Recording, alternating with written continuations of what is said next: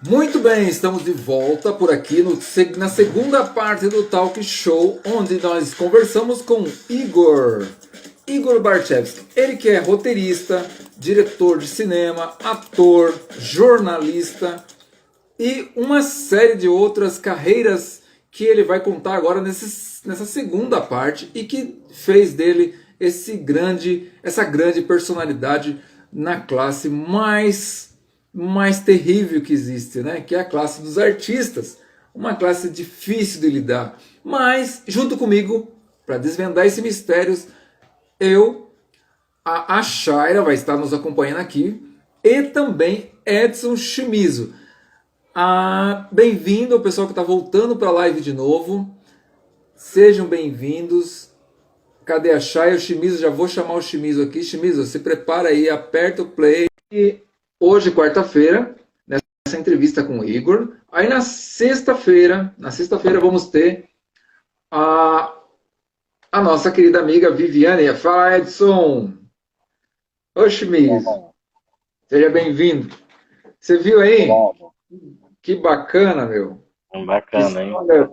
Diz a história desafiadora. Deixa eu chamar a Chay para cá também, para nós ficar mais confortável. Boa, Igor voltou, já vai voltar. Igor Fifi entrou, agora não sei se é Igor Fifi, cadê o Igor? A Chay, já convidei ela para cá, cadê a Chay? Caiu? Bem-vindo ao pessoal que está voltando para a live. Então aí você viu nessa produção, né? Quanto trabalho. Ele começou a gravar o filme em 2013, quando ele elaborou o roteiro. Aí depois ele parou para os atores crescer. Teve atores que ele precisava que tivesse envelhecido na história. Ele esperou Tem um filme que aconteceu isso, né, meu? Eu tô tentando lembrar, não sei se foi Ben-Hur ou Hércules, acho que foi Ben-Hur. Acho que é Ben-Hur, sim, que eu vi uma reportagem sobre isso uma vez. Agora, Ben-Hur, né? essa parte aí de terminar o filme, por exemplo, e os atores que fez parte do filme tá ali, né, esperando você Presente. na saída, presente, acho que isso daí é a melhor parte que tem de você indo assistir o filme, e de repente você sair assim e dar de cara ali com os Assistir os atores, atores, né? cara. Tirar foto com eles e Exatamente. autógrafo. Isso. Na verdade, já aconteceu isso. E eu estava assistindo um filme, Chamar o Igor para cá. né? Igor, E pode subir, Igor. Seja bem-vindo. Aí, nós estávamos comentando de você aí. Ó. O Edson gostou da ideia dos atores na plateia, meu. Depois do filme. Nossa, né? Pois o filme é muito bom. E assim, eu já tive essa experiência já, mas faz muito tempo. Foi em 97. Eu assisti um filme e não conhecia nenhum dos atores, na verdade eu nem estava no Brasil nessa época. E quando eu saí, digamos assim, quando a gente fala no Brasil, que era a maior muvuca ali na frente do cinema, eu sem entender nada. Entendi nada. Quando de repente você está ali, você vê ali os atores que é como se saísse lá da tela e viesse para você, né? Nossa, emocionante. Para os dois lados, tanto para o ator como para o público, né? Sim, para o público, olha, se para o ator já chega isso, você imagina para quando você gosta do filme, então, que você sai, você depara ali com o ator, você não sabe o que fazer. Aconteceu hoje comigo aqui, acontece todo dia. Eu saí na rua e uma senhora veio. Meu Deus do céu, Igor Barthez, ai, pelo amor de Deus, nós estamos de máscara, eu posso te abraçar? Aí eu falei, pode. Então ela abraçou, então o valor que ela viu o ator ali é um valor imenso. Ela falou, sou seu fã número 1. Aí eu falei, que bacana. E conversamos um pouquinho e tal. Então o valor que teve. Ali ela tirou uma foto, foi mostrar para meus filhos gostam muito de você. E coisas que, se a gente não para estar com o público, a gente nem sabe, a gente não tem esse termômetro. É diferente de um outro ator amigo que fala, ai, que bacana a sua atuação, ou um outro diretor que fala, bacana a sua atuação e tal. A gente vê no estranho, né? É totalmente diferente. Cadê a Chay? A Chay tem que aceitar. Aí, voltou. Aceitou, voltou. Então, o grande ponto positivo também, Igor, Chay, seja bem-vinda, minha querida. Olha só, Obrigada. Quando você. É que agora, com essa coisa do marketing, do merchandising, então isso vai ajudar muito. Se a pessoa, o cara acaba de assistir o filme, já faz um selfie com o ator, o vilão, o herói, tá tudo ali. Tudo ali. Uma coisa fantástica, E né? o pessoal já faz live, já transmite. Muito bacana. Interessantíssimo. Chay, Ô, sua lição de Jorge. casa. Eu tenho uma pergunta para o Igor. Aí depois Você você vai pode me pegar uma permitir? lista de pergunta, você vai fazendo rapidinho, eu vou respondendo focado aquilo para tentar responder tudo. Essa pergunta é muito importante. Eu Vamos lá. acho. Olha, Eu só queria fazer uma citação, porque senão eu vou esquecer, porque quando eu entrei aqui na segunda live, então os dois parceiros estavam comentando sobre um filme que nós não lembramos se era o Ben-Hur agora, em que foi gravado e regravou, continuou depois, mais tarde, né? E é uma coisa fantástica, porque eu gravei em 2014 o personagem Nelinho e retomo agora a gravação. Só que no mundo de hoje é diferente, nós vamos estar de máscara, eu estou causando um envelhecimento, houve uma mudança. Está envelhecendo. Houve uma mudança total militar no país. Houve uma mudança de se relacionar com a polícia. A polícia hoje, que fala qualquer coisa para o cidadão na rua, o cidadão pode denunciar, pode questionar. Então, hoje, nós temos outra visão diferente daquela época, onde eu tenho que reconstruir toda a minha educação para o mundo atual, para poder atuar no filme, com a nova visão, para o público sentir, nesses anos todos que se passaram, a maturidade do filme. Ele tem que ter essa realidade. Porque se eu agir como eu agi em 2014, é só maquiagem. Não é por aí. A gente tem que mostrar a mudança do mundo nas nossas falas e na nossa atuação, né? Então é muito interessante. É uma experiência muito legal e nova para mim. Eu quis guardar isso, eu queria viver isso como ator. Não só eu, mas eu divido com os meus atores. E queria que meus atores vivessem. Aquela pergunta anterior que você fez. Se eu divido com os meus personagens, os meus sentimentos, e com os meus atores, sim. Eu quero que eles vivam essa experiência e essa mudança de voltar a gravar, mas num mundo novo, num personagem novo. Realmente tem que estar na atuação, que se passaram 8 anos. sim. Sabe, ô Jorge? Eu tô fazendo a pesquisinha rápida aqui, para mim não, porque a gente tem certeza, mas assim, tem algumas coisinhas que eu estou pontuando que é muito importante, principalmente quando você fala do ECA, né, da educação, né, que envolve as crianças, adolescentes, né, que protege, na verdade, né. Nesse filme, a parte que acho que é mais ficção, a maior ficção do filme, apesar de ser muito real, foi quando você mandou prender a criança, né? Isso. Você tacou o menino na cadeia. Qual a idade dele? 14. 14 anos. Mas aí, quando você fez isso, você chegou a fazer alguma referência a algum país que tem essa premissa de prender crianças? Você se lembra de algum país assim que tem essa lei que criança vai... Nos Estados Unidos, com 12 anos de idade, já assume responsabilidade criminal. E aqui no Brasil, não. Até os 18, não assume, e quando chegar aos 21, limpa a ficha. Então, e aí, complementando a pergunta, que eu perguntei e você já respondeu, mas complementando. essa mensagem de botar a criança na cadeia, Igor, né, com 14 anos, diante de uma política que nós temos de educação e tudo mais, que protege o menor, isso é uma coisa que você falou assim, eu vou usar isso para acentuar a mensagem do filme, para mostrar que a educação antiga tinha um pouco assim, de alinhamento, ou você colocou. Como que você previu essa para hoje, 2021, quem vai assistir vai ficar maluco, nós estamos no Brasil.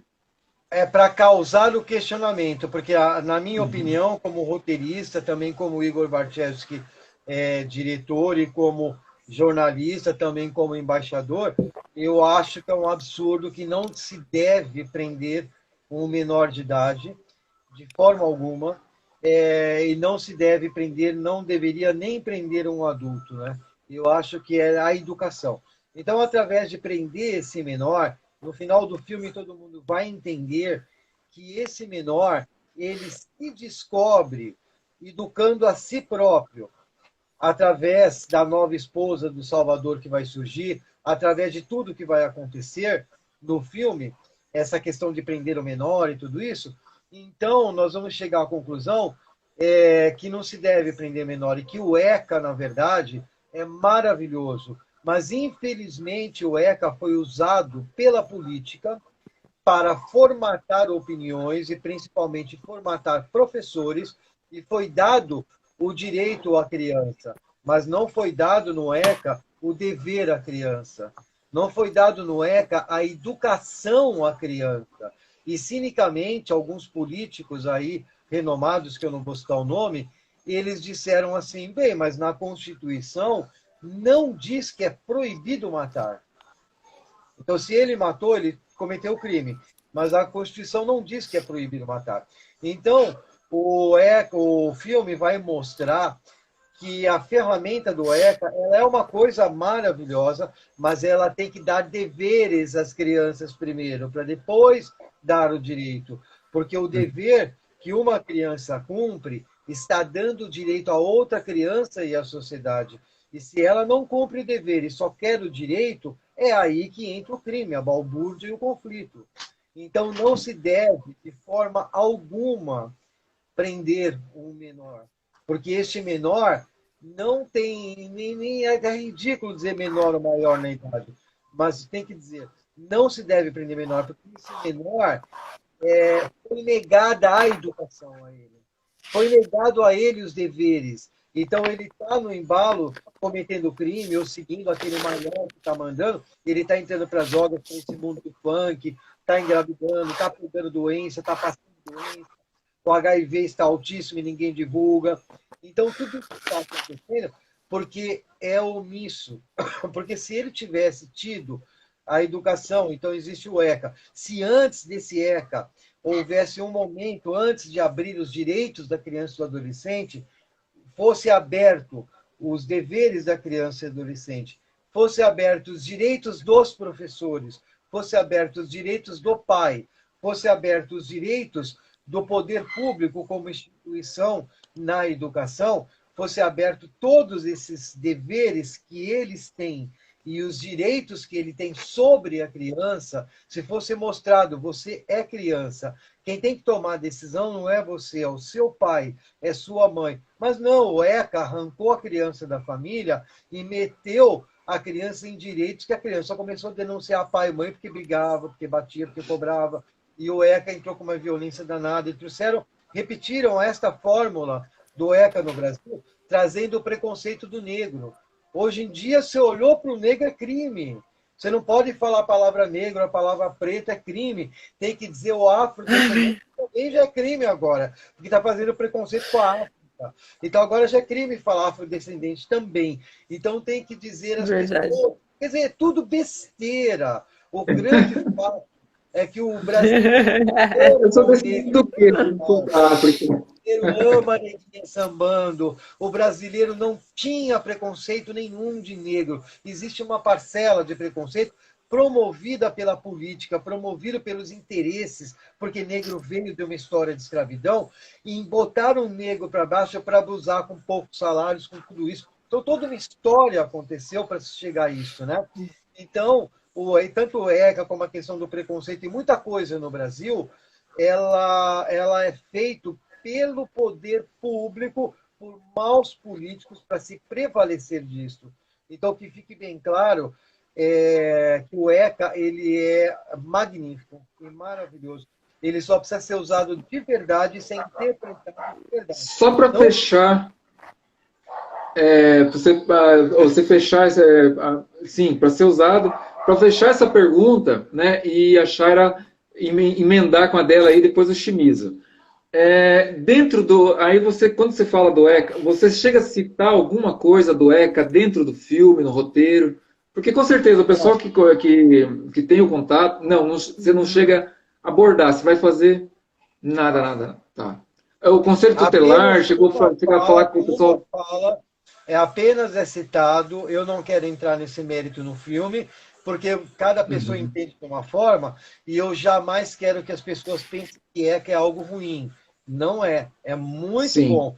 Porque a gente vê hoje a Fundação Casa, tem cursos, eles são tratados muito mais humanos do que antigamente. Então, tem muita coisa boa. Então, eu não quero entrar nesse mérito e dizer que não é falado apenas numa situação. Um personagem que é maior fala, vai lá porque você não é preso. Aí todo mundo tem que perceber que o menor não é preso. Pensar, né? O ECA defende não prender, mas o ECA também não só fala e não dá educação. O que nós temos é que educar o povo no Brasil. Tem que mostrar para o jovem, não é que ele não pode lá usar droga, roubar, matar, porque o ECA está mandando. Ele não pode, porque tem que ser educado para dizer para ele, para mostrar para ele que o crime não compensa. Tem que educar mostrando que o amor prevalece, que ele vai ser mais feliz amando do que odiando. Então tem que dar a educação. E quem que tem que dar a educação? Os pais. Mas mostraram no Brasil que quem tem que dar a educação não é pai, é professor, por causa do ECA. Então complica.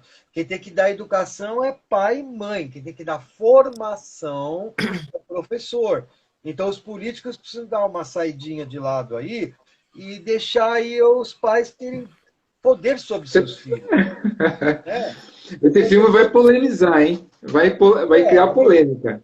Mas não vai criar polêmica. No coronavírus foi a mesma coisa. Ó, assumiram tanto aí o coronavírus, a gente vai ver tudo corrupção para vender vacina.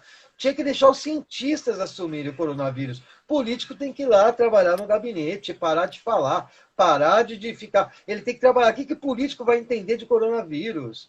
A política assumiu e olha o que deu. Espalhou tudo. Se é cientista... Virou uma bagunça, né? Chay, é com você.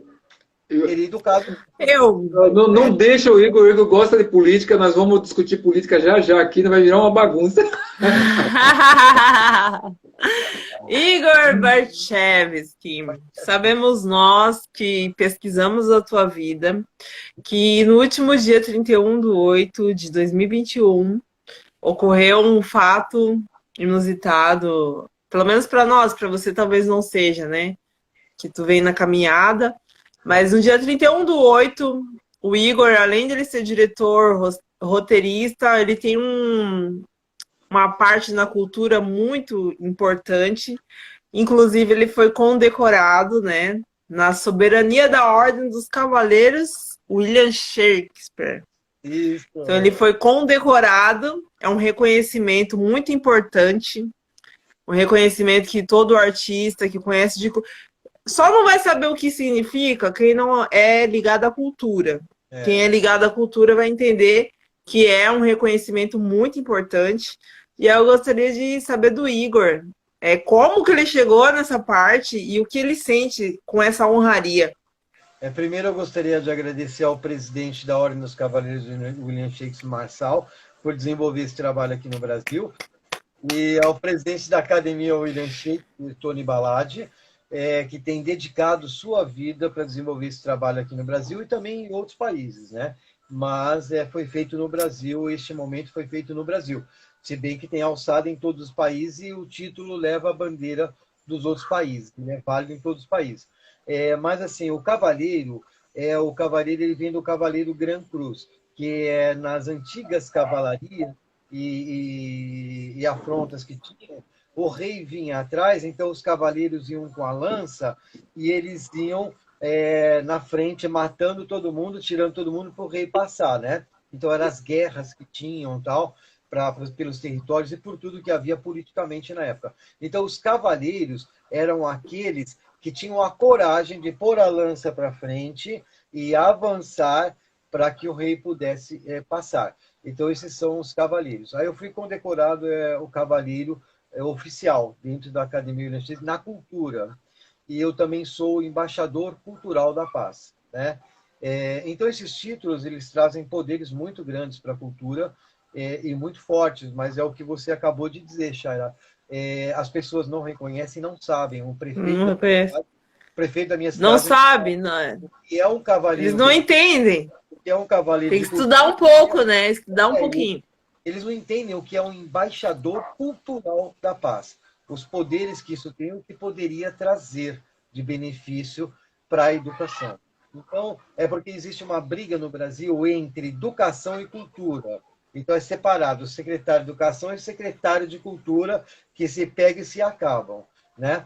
Então, não, deveria ser educultural, deveria ser uma única secretaria educultural, porque a educação é ligada à cultura e educação. Como é que eu posso te educar se eu não tenho a cultura para te mostrar nossas origens, o porquê que é assim, o porquê que você é mulher, o porquê que você está nesse contexto, o porquê daquele contexto, o porquê respeitar os outros países. Então, existe a cultura de cada país, né?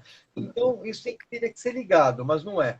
Então, esse título é muito importante, porque ele dá poderes de nós, da cultura, como esses cavaleiros que afrontam na frente, ele dá esses poderes da gente poder se envolver em outras alçadas e levar nosso projeto.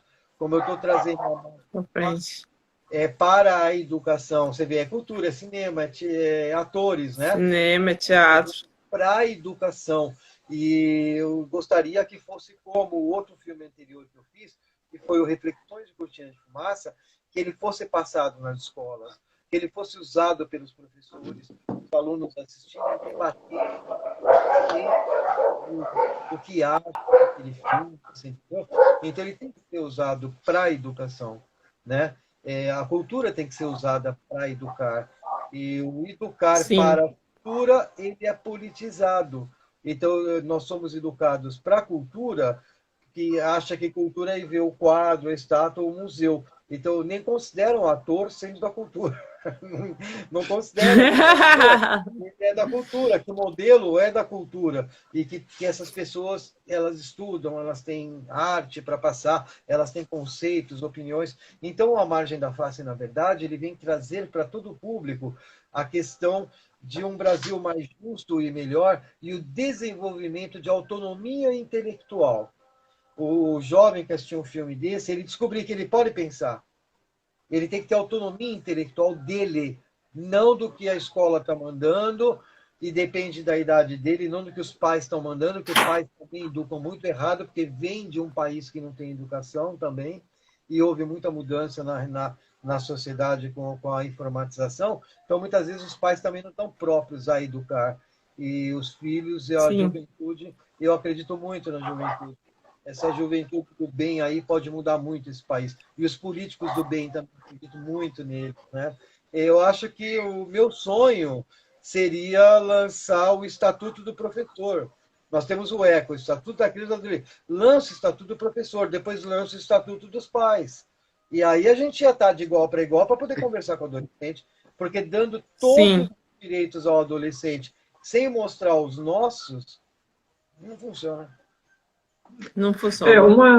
Uma dificuldade que teve uma época, né, que eu tive a oportunidade de participar e tudo mais, foi logo que surgiu aquela... Não sei se você lembra da época do Cefam, que era o Centro de Formação Específica de Formação no Magistério. E era uma... Você lembra que tinha? Foi muito...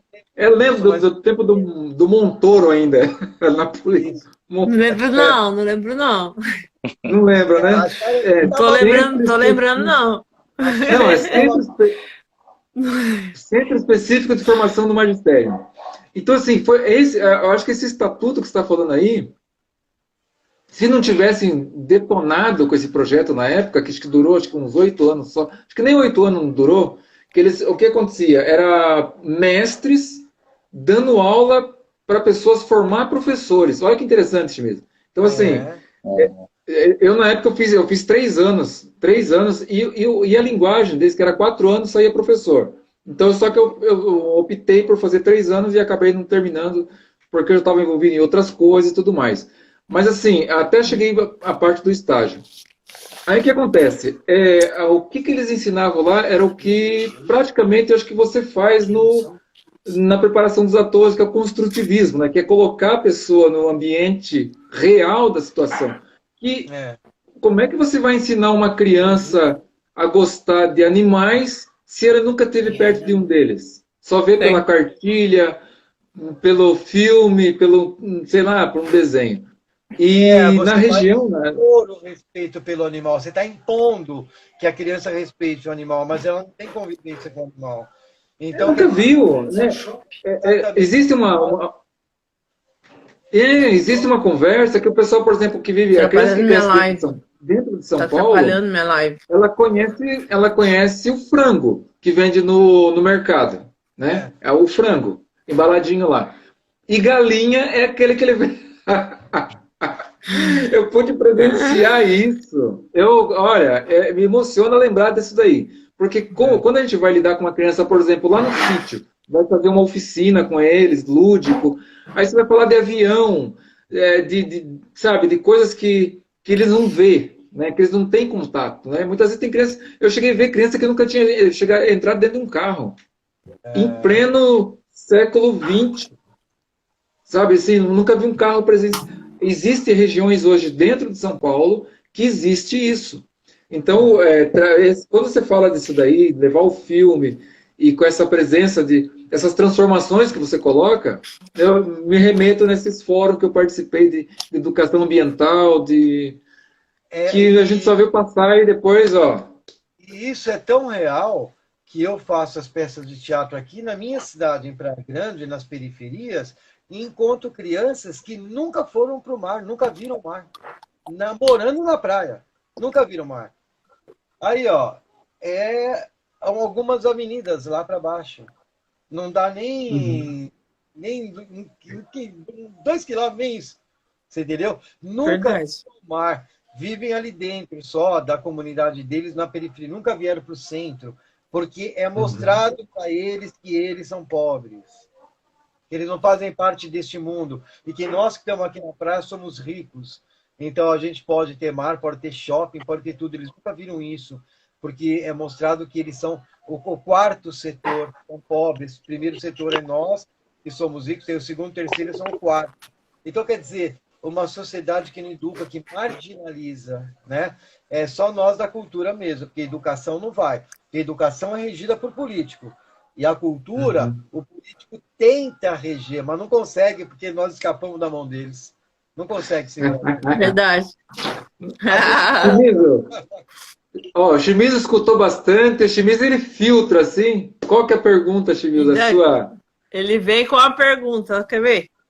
Não, não, eu tô aqui imaginando se a gente tivesse vários Igor, né? Tivesse um Igor na cultura, um Igor esquentando a bunda lá no Congresso, né? Um Igor em cada lugar que a gente precisa, a gente tem um Igor lá, você tentando imaginar como seria diferente, né? É claro que nessa mesma opinião, tem muita gente que, que pensa dessa forma, que tenta agir dessa forma, né? Mas quando se trata de Brasil, é muito difícil, né? Eu sempre, acho que eu já falei aqui algumas vezes, né? A gente que está lá fora, a gente olha para o Brasil e fala assim, como pode, né? Como pode o povo, né? O povo brasileiro não ter o direito, né? é, Porque aqui dá de tudo, vamos falar assim. Se você plantar, Aqui, até em cima da casa dá. Eu já vi casa aqui em cima que o passarinho vai lá, caga em cima da telha, da umidade e vira uma planta, né? Daí a gente que estava falando fala assim, por que que o brasileiro não tem o direito? Quem pode esse direito? Né? Aqui você não tem o direito, que nem o Igor falou, você não tem o direito de sair de uma comunidade, por exemplo, e você ir na praia, Igor, entendeu? É assim, passa tanta coisa na cabeça assim que você não consegue entender se é cultura, se é tudo, vira assim de uma forma, e sendo que para muitos que estão aqui, isso é tão normal, é tão natural, a gente vê aí no dia a dia as pessoas na rua que não tá nem aí, né? Não tá nem aí para isso. E depois você assim, eu, graças a Deus, eu saí eu, por exemplo, eu vim calçar um sapato na minha vida, eu tinha 11 anos de idade. Até 11 anos, o único que eu calcei foi um Kong e um Quixote, acho que não é nem da época não é nem da época aí do Gelo da Praia, então, né? Que chute eu calcei. O Igor também, né? O Igor que calçou que chute. Então, claro, eu tive uma oportunidade assim, daí eu fico perguntando assim, né? Você falou do menino aí que não conhece a praia, né? O que falta pra gente? Eu vou dizer para você a minha opinião. Eu penso muito nessas coisas e vejo muito a realidade. Quando eu vejo a coisa, nesse caso aí dos meninos que moram para cá, as meninas, as crianças que não conhecem a praia. Aí eu peguei e falei, eu não vou ficar aqui pensando, porque eu tenho que escrever a minha peça, porque é para a sociedade. Eu vou lá. Aí eu fui lá. Aí eu cheguei lá, peguei a molecadinha lá. E aí, já foi na praia? Não. É você que eu quero. Onde você mora ali? Vamos lá falar com sua mãe e tal. E aí eu falei, mãe, por que ele nunca foi à praia? Com 13 anos de idade. Aí a mãe falou, porque se ele vai para a praia, ele é pretinho, a polícia vai dar geral nele, eu tenho medo de perder meu filho. Para as drogas tal, e para a polícia. Porque a polícia vai bater nele porque ele é pobre. Aí eu pensei, sabe, tá aí um problema social, quer dizer, então eles ficam no mundo deles e não se arriscam a sair pelo medo do que pode vir de preconceito em cima, porque são pobres, porque, né, todos esses problemas. Mas, mas não tem o bom político. Por que o bom político não consegue vencer? Aí eu me candidatei a vereador. Eu falei, vamos mudar essa cidade. Depois eu vou ser prefeito, eu vou ser presidente desse país, eu vou acabar com esse país. Aí eu liguei para o meu tio em Brasília. O meu tio lá já foi ministro, é um cara que tem muito conhecimento. Aí eu falei, tio, por que o Brasil não muda? Aí ele pegou e falou para mim, você quer saber por que o Brasil não muda? Não é por causa dos políticos, é por causa dos partidos. Porque todos que entram para a política estão no partido. Ou você se formata com o ideal do partido, ou você está fora. Se não existisse partido, aí nós teríamos uma verdadeira democracia e nós teríamos um país com políticos entrando e podendo trabalhar de verdade. Mas o próprio partido já formata eles para que eles estejam no ideal do partido, só fazendo propaganda, negociação, verbas, propinas, tudo isso, e ninguém trabalha. Então, o mal do mundo é haver os partidos políticos. Isso é que já traz o cara, já bota lá dentro. Porque se eu entro sem partido, então eu vou governar do meu jeito, como um diretor governa uma empresa. Então eu vou sozinho por mim, não tenho que combinar nada com ninguém, não devo nada para ninguém. Nos partidos, não, eu só posso fazer alguma coisa se todos votarem em mim, se eu tiver com o ideal do partido e tal. Aí eu falei, tio, e como é que faz para um cara se candidatar sem partido? Pode? Aí meu tio falou, pode, só que isso é omisso. Vou te mandar ali na Constituição. Mandou para mim 32 folhas e falou, isso que eu estou mandando é privado. Leia e destrua. Leia e delete. Eu li lá que basta eu entrar sem partido nenhum e eu solicitar na comunidade que vote em mim, entrar na Câmara Municipal, ter 10.000 assinaturas para entrar como vereador sem partido e ter o voto do povo, pronto, eu entro sem partido. não tem que combinar nada com o PSDB, eu vou fazer o que eu acho, tem que informar ali, tem que fazer aqui, não tem partido. Eu vou fazer, não tem partido. Eu vou trabalhar. Mas assim, não é uma pergunta da nossa pergunta, que nós queremos, nós estamos extraindo, né, para quem está no talk show, tá vendo o artista, o sociólogo, o diretor, o jornalista, que tem aí uma abrangência de liberdade de expressão para poder falar como quiser, como bem quiser, da maneira como quiser. Ainda mais agora que por interesses ou sem interesses, houve um marco na mudança da internet, né? Que o conteúdo agora está livre até os próximos 30 dias. Não pode tirar nada do ar. Agora ferrou tudo. Nós vamos aproveitar disso. Aí que Vamos acontece? aproveitar. Você acha que, você acredita que você já fez muito mais como artista, como se fosse um vereador? Claro. Sim. Totalmente. Bem mais. Totalmente como artista, como cultura, a gente pode fazer o que for. Eu, como artista, como cultura, eu posso juntar aqui uns amigos meus, uns atores meus. Gente, vamos fazer um show, vamos arrecadar alimento e vou ali entregar para ele, né? E eu, como vereador, por exemplo, imagina que eu vou poder dar alimento para alguém e vão dizer que eu estou querendo voto. Vão dizer que eu sou corrupto. É um exemplo besta. Então, eu acho que é verdade. Porque eu faço espetáculo, eu arrecado, e eu estava candidato e fui querer entregar alimento e me proibiram de entregar alimento. Não pode entregar alimento. Não pode. É tanta coisa, aí, complementando, aí complementando, né, toda essa salvaguarda desse assunto. O personagem que você tem lá, nós estamos aqui embasado tudo dentro do contexto do filme, né? É o Salvador, né, o personagem. Tem um assunto político, por isso que entra nesses assuntos. Mas é tudo isso. Sim. Não, tranquilo. Salvador é o personagem. Isso. Salvador. Aí ele fala que tem... Salvador, vai salvar todo mundo. Agora eu te pergunto, lá em Praia Grande, existe ainda a Fundação Casa ou realmente ela foi transferida? Existe. E em Praia Grande, nós temos a nossa prefeita aqui, mas não é só por conta dela, porque o nosso prefeito anterior já estava assim. E existe com um grande olhar. Eles fizeram parceria com as ONGs, associações, e Praia Grande tem uma Fundação Casa maravilhosa. Maravilhosa. Tanto é que eles permitem sempre que eu vá lá e faça cena para os meninos e dou palestra para eles, né? A Praia Grande tem uma Fundação Casa muito bacana. A Praia Grande tem um olhar muito bom, viu, aos seus cidadãos e aos turistas. Então, nós temos ótimos políticos aqui, muitos bons. Mas tem também o pessoal complicado, né?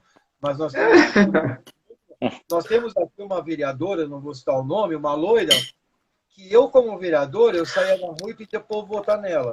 Porque ela foi conselheira tutelar, porque ela ajudou a construir todo esse respeito no Fundação Casa. O Fundação Casa nosso, eles tratam assim os menores infratores na maior parte do tempo como alunos de uma escola. Então, eu entro lá dentro, no início, quando a gente entrava, eles ficavam tudo no chão, de cabeça baixa. Agora não. Eu entro, é como uma classe. E eles me veem como um artista. Então, o artista vem aqui. Eles são educados para isso. Quando eu entro, todos aplaudem, abraçam. Então, eu abraço eles. E o pessoal, você é louco, não pode abraçar, isso é preso. Você vai arrumar um encrenca, o cara pode te enforcar, te matar ali na hora. E tal. Não, abraçamos. E eles são como alunos ali dentro, sabe? Tanto tem muitos que saem, como eles me veem apresentando que eu sou ator, então eles me conhecem, né? Pela rede social, pega meu telefone. Tem muitos ali que saem e saem recuperados. E tem muitos que saem dali e dizem para mim, eu quero voltar. Muitos. Eu quero voltar. Porque eu prefiro viver lá dentro do que nesse mundo aqui fora. Estranho, né? Eles são tratados com carinho pelos monitores. Lógico que aquele que não tem postura lá dentro sofre.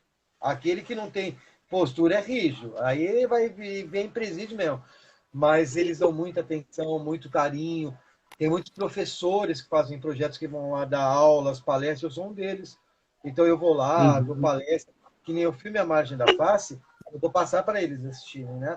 E nós vamos debater tudo isso e tal. Eu vou lá agora fazer para eles o William Shakespeare, um menestrel de William Shakespeare. Como eu sou da Academia William Shakespeare, né? Então eu já faço muitas ações por aí. Então eu tenho a missão como embaixador da paz, levar a cultura para pacificar as pessoas. Então o melhor lugar para mim é no Que presídio. legal. Eu fui no Que Carandiru bacana, Igor. e eu passei mal e desmaiei no Carandiru, porque um cara cortou a cabeça do outro ali. E matou o outro, cortou a cabeça. E eu presenciei esse momento. Não de cortando a cabeça.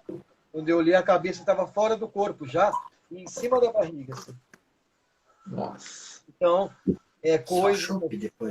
são coisas que a É, gente saber entrar, né? Tem que saber entrar nesse mundo, saber lidar, né? sabe. Lógico, não é qualquer um que vai para lá. Eu nunca permiti que um ator meu entrasse dentro de um presídio de uma Fundação Casa para fazer cena comigo.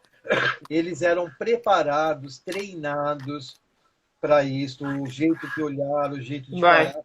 Então, por exemplo, vou levar uma mulher para fazer masculino, os moleques estão loucos de ter uma mulher ali atuando. Né? Então tem que ter toda a postura dessa atriz, todo o treinamento. Levar uma pessoa comigo leva 6 meses de treinamento, ensaiando todo dia. Não é só a cena, a educação, a cabeça, o que falar. Tudo. Bem Para de encher bacana. o saco. Ô, Chay, agora é contigo, Chay. Manda a perguntinha do papel, vai ler. Bom, outra pergunta. Chay, Essa esqueci de falar uma pergunta. coisa. Chegando no final, hein? Agora é para a Shaira aqui, a minha aluna, tá? Que até agora eu falei com o diretor, Sim. minha aluna. E te amo. Vou falar isso.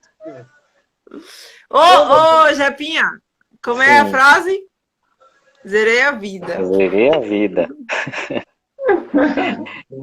Zerei a Ó, vida tem uma hoje. pergunta pro Igor, que vai fazer ele lembrar lá do comecinho, lá quando ele começou a vida de artista. Eu queria saber com quantos anos ele assim, despertou, sentiu pulsar essa veia artística.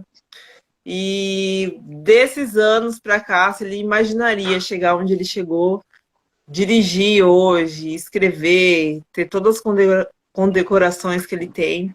Lá do começo, quando ele se imaginou ser um artista, se imaginou que tu ia chegar até aqui, porque essa live ela fica gravada e ela vai também para a revista, a Inside, vai ser matéria, né? Então, outras pessoas que estão iniciando no lado artístico te vê como exemplo. Então, você explicando assim, como que você imaginou ser um artista hoje e como que tu conseguiu ser, porque hoje você é um artista reconhecido por muitas pessoas, né? Isso aí é fato e... Tem muito trabalho e graças aos meus alunos, meus atores que levam a sério os nossos trabalhos. E graças também a gente é muito. ao nosso público, nosso seguidor, que consome nosso trabalho com qualidade, sabe? Que nem eles mandam muitos recados para mim dizendo que, puta, que legal, você fala coisa positiva, você ensina. Então, é graças a eles. Mas eu vou dividir a tua pergunta em 3 partes. Você disse para mim... Que não é fácil, né, Igor? Não é fácil. Aí você diz como que eu imaginei a minha carreira, né? Vou dividir em 3 partes. O imaginar, o sonho e a intuição. Quando você imagina, você pensa e você tem uma convicção daquilo. Quando você sonha, lá no fundinho do teu sonho, você sabe que você tem inseguranças. Então, o sonho ele é frágil. Você sonha, eu quero ser um artista, eu quero ser modelo. Mas lá no fundinho você vê o mundo, você tem insegurança. Então, o imaginar é pensar livremente, é criança brincando. Então, eu pode imaginar. Na imaginação não tem medo, proibição, risco. No sonho tem. Tem as inseguranças. E a intuição. Quando você intui que eu quero ser um artista, você precisa só fazer uma pergunta para você e responder de verdade. Por quê? Se tua resposta for porque eu acho que eu sou bacana, porque eu acho que eu sou bonito, que eu sou bonita, que eu acho que eu falo bem, porque eu sei rir, sei chorar, tal, jamais será um artista.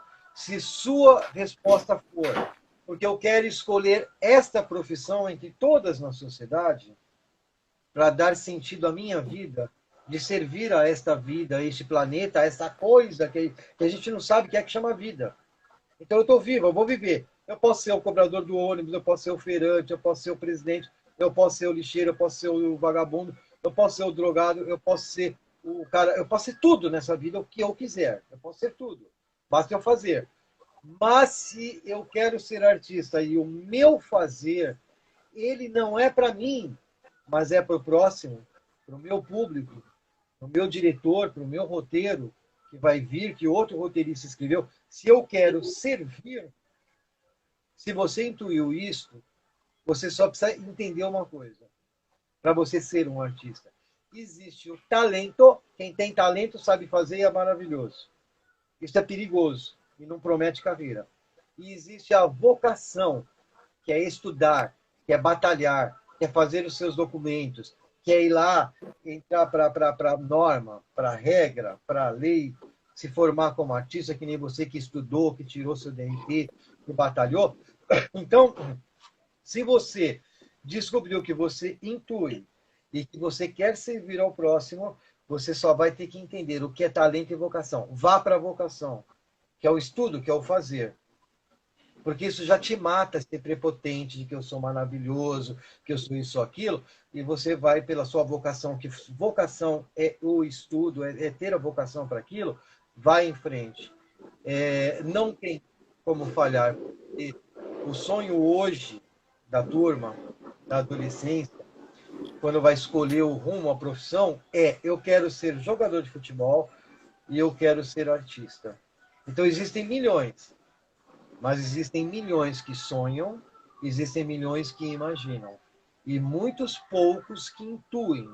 Se você tiver a intuição de que eu quero essa profissão para mim mesmo, vai em frente e vai estudar. Procure um bom curso de teatro, de cinema, já entre fazendo documento. Eu faço ao contrário, eles estudam e vão tirar documento. Comigo não, primeiro tira documento. Prova para mim que você quer. Primeiro vai tirar documento, prova que você quer. Porque se não tirar documento... Não é fácil, não é fácil, não é fácil. Não é fácil, a minha aula é bem rígida. Mas eu fico feliz porque eu ouvi o nosso colega aqui de cima dizer o seguinte, que na época de Franco Montoro, existia um projeto que eu me lembrei, que era para formar os professores, era professor que formava professor. Então, naquela época, a gente tinha paixão e respeito pela profissão professor. E toda criança, o que você vai ser quando crescer? Ah, eu quero ser professor. Hoje em dia, ninguém mais quer ser professor. Não existe ser professor. É sofrer ser professor. Está desmoralizado ser professor. Então, fazendo essa referência ao que foi dito naquela época, por quê? Porque existia respeito, carinho e tal. Então, nós temos que retomar no Brasil o respeito pelo artista. Tem um jogador de pano que nos leva a gente comer. Então, está faltando essa educação no Brasil. E aí eu acredito que a pessoa que quer ser artista, que intuir que ela pode ajudar a mudar através do seu roteiro, da sua peça, da sua situação, ela vai poder ajudar a construir uma sociedade melhor, será um ótimo artista. Vai em frente que você vai ganhar. Um ótimo artista. Naquele... por isso que eu falo, eu ouvi o Igor, é uma palestra. Quem assistia a live cultura, depois, é pura cultura.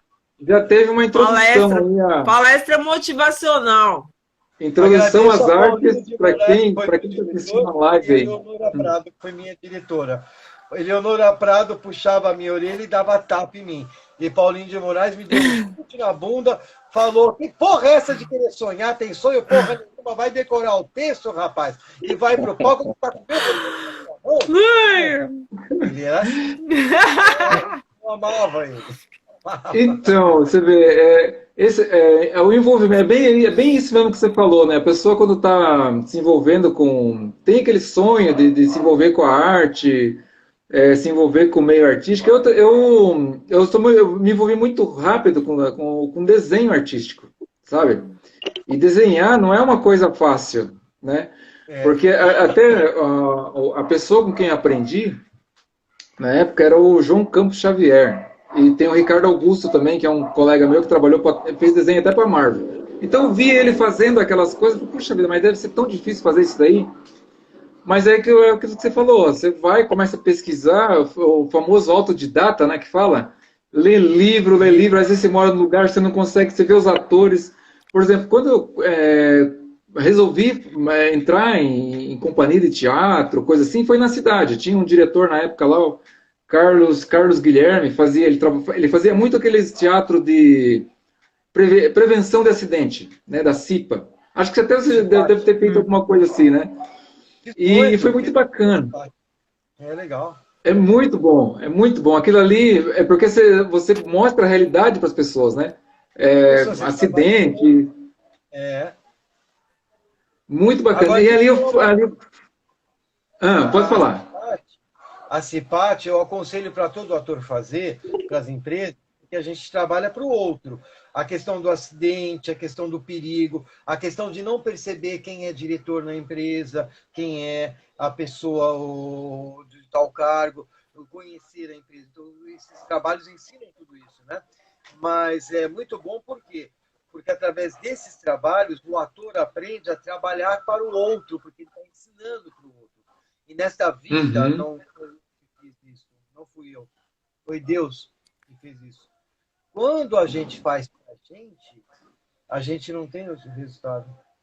Quando a gente faz para o outro, acontece. Então, por exemplo, isso que eu falo da vocação.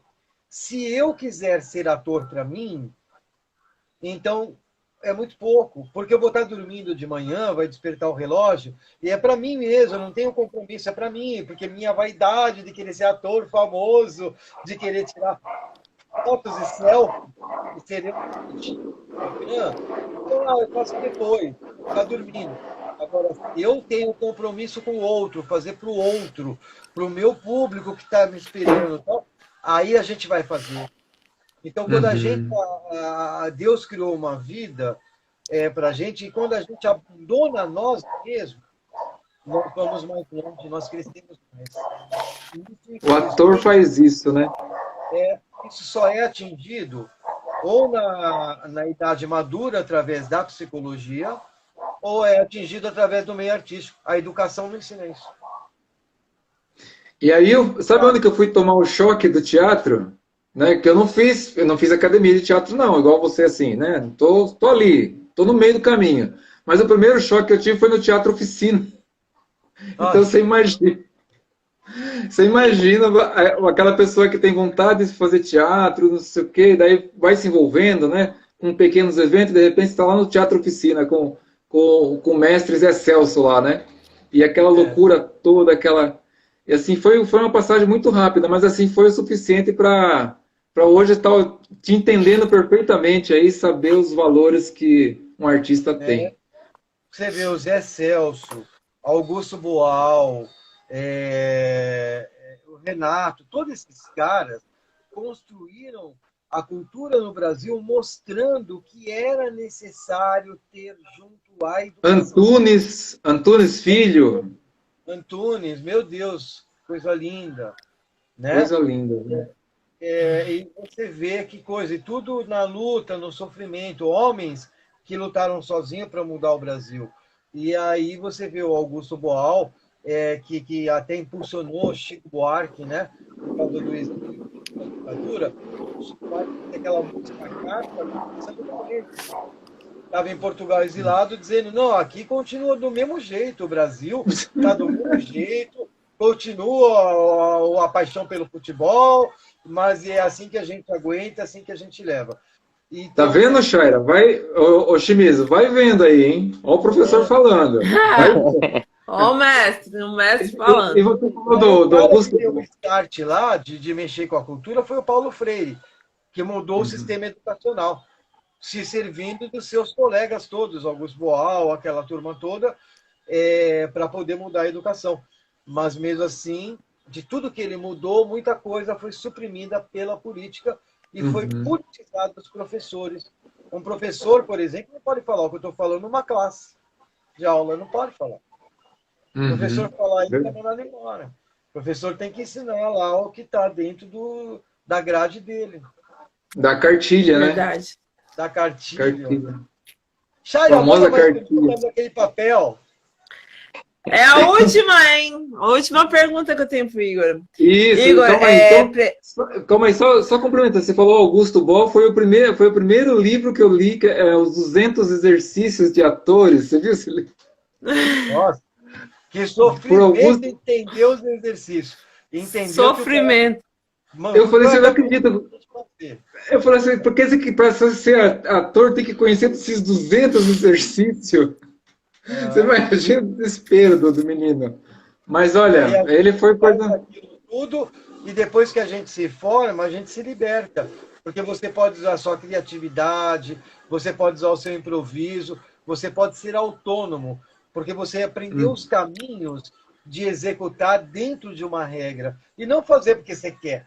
Faz quem quer, não é artista. Ele não está criando uma arte. Ó, tá vendo, Chimizo? A Chimizo tá entrando curioso, simpatizante e aventureiro. É um pouco de tudo, né? E tem que pôr a mão na massa depois. Mas eu tenho a última pergunta aí pro Igor. Igor, você tem previsão para quando acabará as gravações do Margem da Face? São duas perguntas. E para quem ainda sonha em atuar, em fazer parte de um elenco artístico, de uma obra legal, e se profissionalizar, como que faz para entrar na Web Produções? Algumas pessoas me perguntam. Então, essa live, como ela fica gravada, a gente vai deixar ela lá tanto no Instagram, quanto no Face, né, George? E vai estar no site também, que ele baixa ela, né?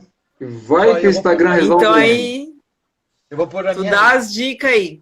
Bora lá. Assim, a previsão da Margem da Face. Eu estou tendo uma previsão de gravar até em dezembro.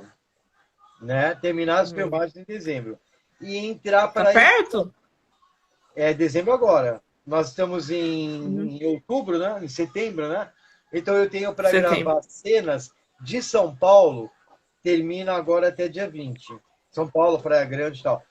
Se o ator principal, Leandro Rezende, puder ficar no lado para cá em Praia Grande.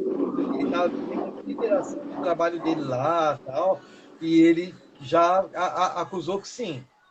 Então nós terminamos dia 20 agora as gravações em Praia Grande.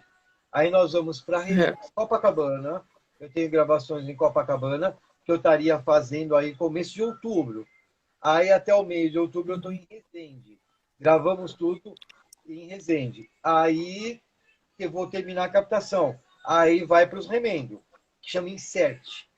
Então eu vou pegar imagens da cidade, Insert, regravar algumas coisas.